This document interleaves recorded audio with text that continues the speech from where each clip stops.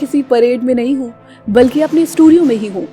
बस इस वर्ष 2024 में एनसीसी कैडेट्स के कंटिंजेंट ने रिपब्लिक डे परेड पर जो मार्च पास्ट किया था, उसी की कुछ वीडियोस देख रही थी। आज के एपिसोड के टाइटल से तो आप समझ ही गए होंगे कि आज हम नेशनल कैडेट कोर के बारे में बात करेंगे।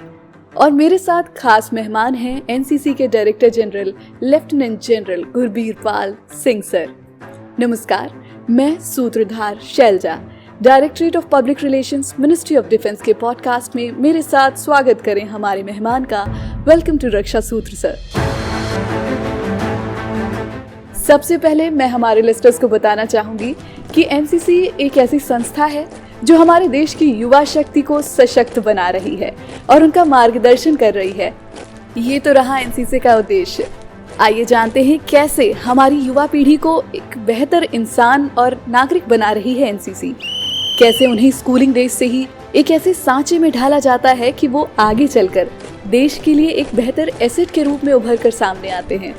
March past, parade, obstacle training, early morning drills, survival skills के साथ ही आर्मी, एयरफोर्स, नेवी का हिस्सा बनने का मौका और सबसे जरूरी चीज डिसिप्लिन का पार्ट। इतनी सारी ट्रेनिंग के बाद एक बच्चा एक नई पहचान पाता है और ताउम्र एक अच्छा नागरिक बनकर, सशस्त्र बलों का हिस्सा बनकर या फिर किसी भी करियर पाथ को अपनाकर देश की सेवा करता है। और ये संगठन पूरी तरीके से वॉलंटरी ऑर्गेनाइजेशन है।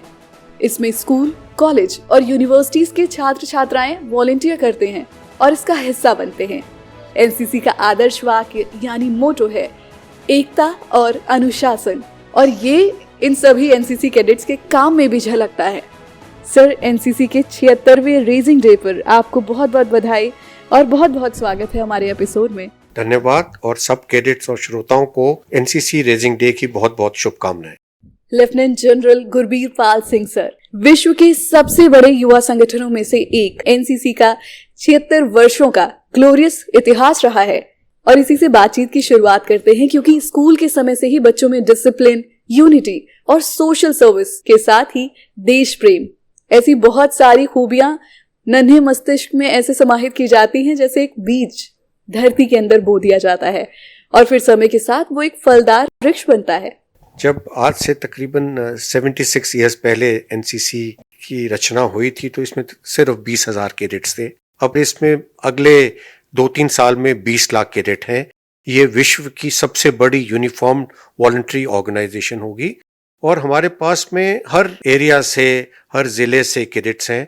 तकरीबन 21,000 स्कूल के कैडेट्स हमारे पास में हैं। 11,000 स्कूल वेटिंग लिस्ट में हैं एनसीसी को ज्वाइन करने के लिए। जी, इस संगठन की स्थापना से लेकर अब तक एनसीसी ने कई मेजर अकम्पलिशमेंट्स भी हासिल किए हैं। अगर आप उन पर थोड़ा सा प्रकाश डालें, उनके बारे में बताएं। सबसे पहली तो अकम्पलिशमेंट ये है कि ये यूथ एंगेजमेंट के लिए बहुत सक्सेसफुल मॉडल है, तभी इसकी डिमांड हर साल और हर जगह बढ़ती जा रही है। जहाँ तक एनसीसी का रोल का सवाल है और जो हम कैडेट्स को ट्रेनिंग देते हैं, उसमें लगातार हमने चेंजेस करी हैं, उसको इम्प्रूव किया है। जैसे जैसे चेंजेस आती गई हैं सोसाइटी में, जैसे जैसे देश को जरूरत है यूथ की, उस चैलेंजेस को मीट करने के लिए हमने एनसीसी के ट्रेनिंग शुरू करी है। और साथ ही में जैसे यूथ की एस्पिरेशंस हैं कि उनको किस प्रकार से अपॉर्चुनिटी मिले, वो अपॉर्चुनिटी हम, ऐसा प्लेटफॉर्म है, उनको वो अपॉर्चुनिटीज देते हैं। जी सर, एनसीसी एक ऐसा संगठन है जहां न सिर्फ बॉय कैडेट्स बल्कि गर्ल कैडेट्स को भी मौका मिलता है। उसके बारे में आप क्या कहना चाहेंगे? तो सबसे पहले एनसीसी में हम बराबरी के दर्जे पे पहुंच गए हैं। कोई भी एक्टिविटी होती है, कुछ भी होता है, तो ना बॉयज ना गर्ल्स, अब बराबरी का दर्जा है। क्लोज टू 39% गर्ल्स कैडेट्स हैं।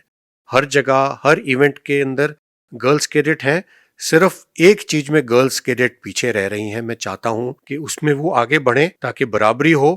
जो खाने की बात होती है कुक हाउस में, उसमें मैंने देखा है गर्ल्स कैडेट बराबरी नहीं कर पा रही। जब आपको खेल के मैदान में, चुनौती के मैदान में इकट्ठे उतरना है, तो खाने के मैदान में भी बराबरी करो बॉयज के साथ में, तभी आप में ताकत आएगी। जो हर कैंप में जाता हूं, मैं अपने गर्ल्स कैडेट्स को ये बताता हूँ।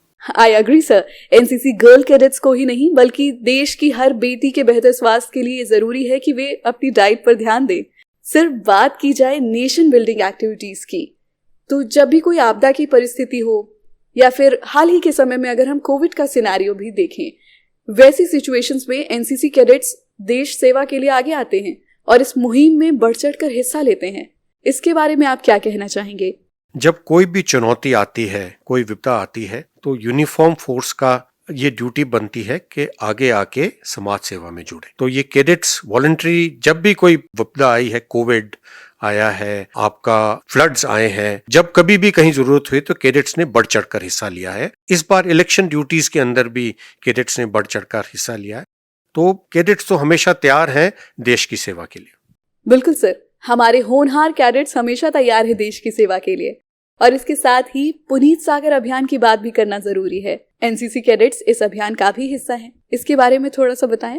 पुनीत सागर अब एक अभियान है जिसमें जो हमारी वाटर बॉडीज से प्लास्टिक प्रदूषण है उसके लिए जागरूकता और उसको हम कैसे कम कर सकें उसके लिए हम एक्टिविटीज करते हैं।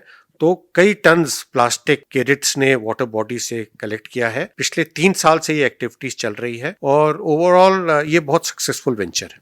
जी, और सर ना सिर्फ हमारे देश के युवा पर जो हमारी फ्रेंडली फॉरेन कंट्रीज हैं उनके कैडेट्स भी हमारे देश में आते हैं और कई एक्टिविटीज में पार्टिसिपेट करते हैं। हमारे कैडेट्स भी फ्रेंडली फॉरेन कंट्रीज की एक्टिविटीज का हिस्सा बनते हैं जिससे उन्हें भी एक्सपोजर मिलता है। तो इसके बारे में भी बताएं, क्योंकि ये पॉडकास्ट देश का यूथ सुन रहा है और उन्हें इस बारे में जानने में बहुत इंटरेस्ट होगा। तकरीबन 11 कंट्रीज के साथ में हमारा अंडरस्टैंडिंग है जिसमें हमारे कैडेट्स जाते हैं और उनके कैडेट्स आते हैं। जो कैडेट्स जो यहाँ पे आते हैं, incoming delegation Republic day parade के अंदर होता है और हम ज्यादा से ज्यादा अपने कैडेट्स को कैसे एक्सपोजर दें जाने के लिए हम उसके लिए और कंट्रीज को भी के साथ में टच के अंदर है जहाँ हमारे कैडेट्स जाके और उनको एक्सपोजर बढ़ सकता है। जी सर, आपने अभी रिपब्लिक डे परेड का जिक्र किया और नया वर्ष दस्तक दे रहा है और जल्द ही रिपब्लिक डे कैंप भी शुरू होगा। तो इस बारे में क्या कुछ खास होने वाला है, क्या कुछ हम खास देखने वाले हैं और कैसी तैयारियां की जा रही हैं? आई एम श्योर हमारे एनसीसी कैडेट्स जो इस समय हमें सुन रहे हैं उनके लिए ये जानना काफी इंटरेस्टिंग होगा। इस बार जहां तक कैडेट्स की सिलेक्शन की बात है वो तो हो गई है और कैडेट्स की तैयारियां और कंपटीशन चल रहा है। हमारी 2-3 योजना है। एक तो हमारी सेलिंग एक्सपीडिशन ऑलरेडी चल रही है। हम 2 साइकिल एक्सपीडिशन और एक पद यात्रा, ये एक्टिविटीज हैं उसके लिए हम चलाने की सोच रहे हैं और कम्युनिटी के साथ में कैडेट्स का कांटेक्ट ज्यादा हो ऐसी हम कार्रवाई कर रहे हैं। और इस बार जो हमारी थीम है और जो इस बार हम खास करना चाहते हैं उसके लिए तो थोड़ा इंतजार करना पड़ेगा। हमारा कर्टन रेजर आएगा और इस बार थोड़ा अलग होगा।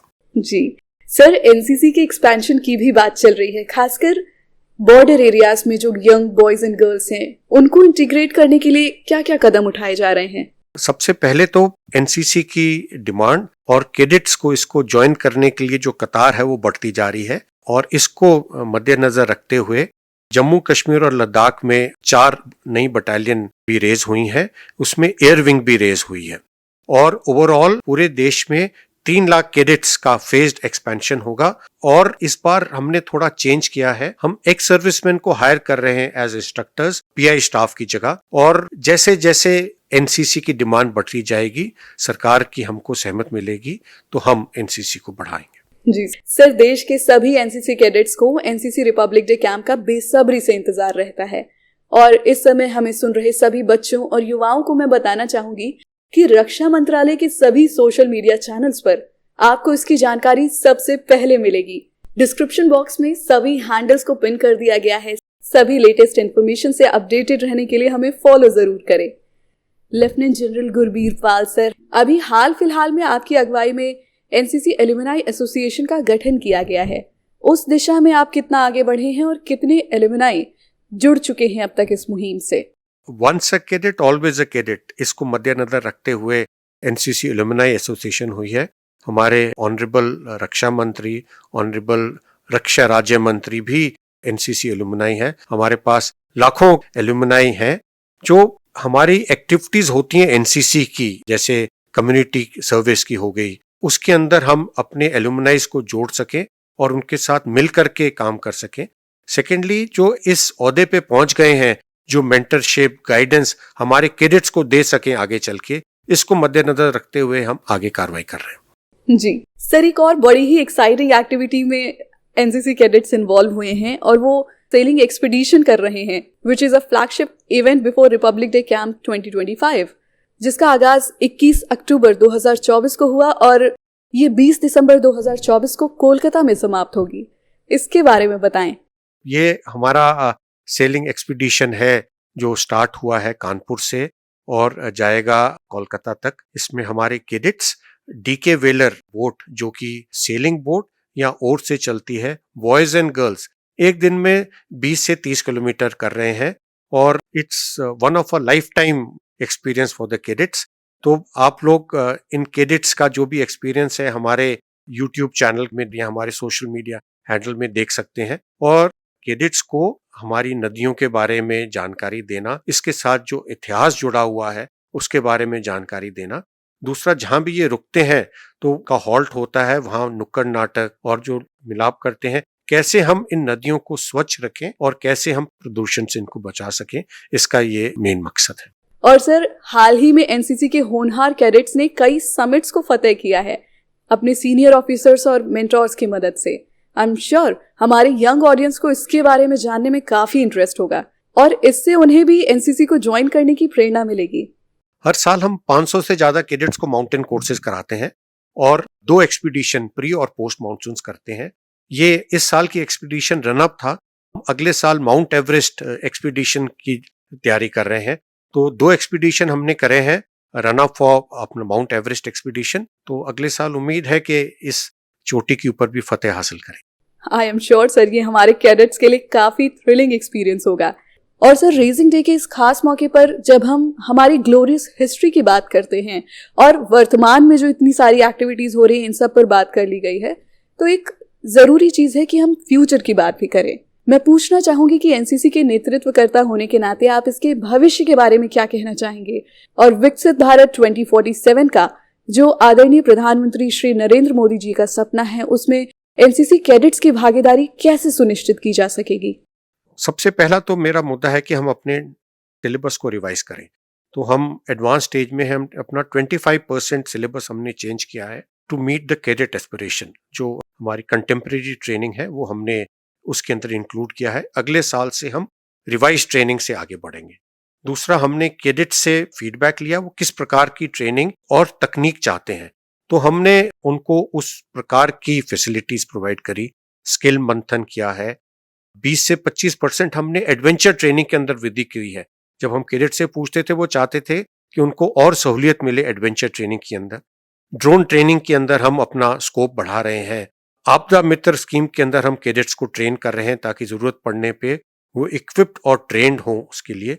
दूसरा, जब विकसित भारत का जो सपना है 2047 के लिए, उसमें यूथ का और खासतौर पे एनसीसी कैडेट्स का क्या भागीदारी होगी, इसको मद्देनजर रखते हुए हमने अपने सिलेबस और ट्रेनिंग को चेंज किया है। जी, और sir, I am very sure कि बच्चों को आपकी ग्लोरियस जर्नी के बारे में जानने में बहुत इंटरेस्ट होगा। आपको फौज से जुड़ने का मोटिवेशन आपके पिताजी से मिला, अपना एक्सपीरियंस शेयर करें प्लीज। क्लास 7 में मैं मिलिट्री स्कूल में गया था और मैंने एनसीसी ज्वाइन करी और वहां पे मुझे थोड़ा फौज के बारे में ज्ञान हुआ क्योंकि पिताजी फौज में थे तो पता था। तो वहां से ये था कि वैसे तो मैं अपने कैडेट्स को कहता हूं कि हमेशा यू शुड हैव 2 ऑप्शंस, एक प्राइमरी और किसी कारण आपको वो करियर ना मिले तो कुछ और। हमारे पास तो एक ही करियर था, फौज, उसके सिवा कोई चीज हमने सीखी नहीं थी। उसके बाद मैं नेशनल डिफेंस एकेडमी में गया। 3 साल ट्रेनिंग करने के बाद मैं IM में गया। 1 साल ट्रेनिंग करने के बाद मैं पैराशूट रेजिमेंट के अंदर आया। हमारे फौज के अंदर ये होता है कि अगर फाइटिंग आर्म के अंदर आपके पिताजी होते हैं तो आपको पेरेंटल क्लेम मिलता है। You have a choice to opt for that. तो I join the unit and I was lucky to get, बड़ी जल्दी मेरे को पहला ऑपरेशन का चांस मिला था जब मालदीव्स के अंदर ऑपरेशन हुआ था। तो as a young officer I went and I tested little bit of operational experience there. हाल ही में मेरे को फाइटर सॉर्टी का मौका मिला। अभी मैंने स्कूबा डाइविंग करी है अंडमान में जाके। तो ओवरऑल यूथ के लिए मेरा ये मैसेज है, अगर खुल करके जिंदगी जीनी है, देश के नाम जीनी है, तो आओ यूनिफॉर्म डालो। उससे बड़ा जॉब सेटिस्फैक्शन और उससे अच्छी जिंदगी आपको कहीं नहीं मिलेगी। और आपने अपने पिताजी के साथ ही अपना सबसे पहला पैरा जंप भी किया था? मेरा पहला जंप मेरे पिताजी के साथ में था और उन्होंने भी रिटायरमेंट से कुछ महीने पहले मेरे साथ में जंप किया था। और अभी पिछले साल मैंने एनसीसी कैडेट्स के साथ जंप किया। जी, और आपने भी एनसीसी से ही शुरुआत की थी जब आप यंग कैडेट थे। तब क्या अलग एक्सपीरियंस रहा आपका? एनसीसी का जो मेजर अट्रैक्शन उस समय था, जो क्लास के बाद में रिफ्रेशमेंट मिलती थी, तो रगड़ा परेड तो होती थी। मेरे को ध्यान है कि जब हमारा स्टाफ आता था, ज्यादातर हमारे को यहाँ तो परेड होती थी, यहाँ रगड़ा लगता था। थोड़ी देर के बाद रगड़े का असर आना ही बंद हो गया, लेकिन जो उसके बाद में आपको रिफ्रेशमेंट मिलती थी और जो आपको टाइम मैनेजमेंट एनसीसी से आप सीखते हो, खास तौर पे कैंप में जाके। हमारा पहला कैंप लगा था जामनगर में, सर्दियों का मौसम था, तो टेंट के अंदर उस समय हम रहते थे और कंबल होते थे। नॉर्मल जमीन धरती के ऊपर ही होता था, आप ग्राउंड शीट बिछा के। तो पहले को कमरे के अंदर भी ठंड लगती है, रजाई के अंदर। कैंप में जाके टेंट के अंदर कंबल के अंदर भी ठंड नहीं लगती और आपको आराम से नींद आ जाती है। तो आप एक बार उस प्रकार की जिंदगी जियो तो फिर आपको कोई मुश्किल नहीं लगती। Indeed, very interesting sir. और एपिसोड के अंत में मैं बस यही चाहूंगी कि आप हमारे देश के युवाओं और बच्चों को किस तरीके से मार्गदर्शन करेंगे, उनके लिए कोई खास मैसेज? रक्षा सूत्र पॉडकास्ट के माध्यम से मैं अपने कैडेट्स को और यूथ को एक मैसेज देना चाहता हूँ, लीड अ डिसिप्लिन लाइफ। आपने एक बार ये रास्ता चुन लिया है, आगे चल के जिंदगी में हमेशा एक डिसिप्लिन लाइफ हमेशा जियो। बेशक आप यूनिफॉर्म फोर्स में आओ या कोई और अपनी जर्नी करो, हमेशा नेशन फर्स्ट, देशभक्त की भावना हमेशा अपने मन में रखो। देश से ही हमारा वजूद है, देश है तो हम हैं, और इसके लिए जो भी हम न्यौछावर करें वो कम है। बहुत ही मोटिवेटिंग संदेश सर, बहुत बहुत शुक्रिया हमसे जुड़ने के लिए। धन्यवाद, जय हिंद। और जो ये आपने न्यू इनिशिएटिव पॉडकास्ट शुरू किया है, तो मेरी आप लोगों के लिए बहुत बहुत बेस्ट विशेस, और आपकी व्यूअरशिप बढ़ती रहे और आप ऐसी आगे बढ़ते रहे, ये मेरी कामना है। Thank you. दोस्तों, 1948 में स्थापित एनसीसी तब से लेकर अब तक युवाओं में अनुशासन, नेतृत्व और राष्ट्र सेवा की भावना का संचार करता आ रहा है। ये एक ऐसी कड़ी की तरह है जो हमारे देश की युवा शक्ति को जोड़ने का काम करती है। अब सोचिए, जैसे एक माली अपने बगीचे में पौधों को पानी देता है, उन्हें सही दिशा में बढ़ने के लिए सहायता करता है, ठीक वैसे ही एनसीसी युवाओं को अपनी पूरी क्षमता पहचानने और उन्हें सही दिशा में आगे बढ़ने का अवसर देता है। और जैसा कि lieutenant general Gurbirpal Singh sir ने कहा कि लाइफ में डिसिप्लिन का होना बहुत जरूरी है, और जब तक अनुशासन और समर्पण नहीं होगा तब तक हम किसी भी काम में सफलता नहीं पा सकेंगे।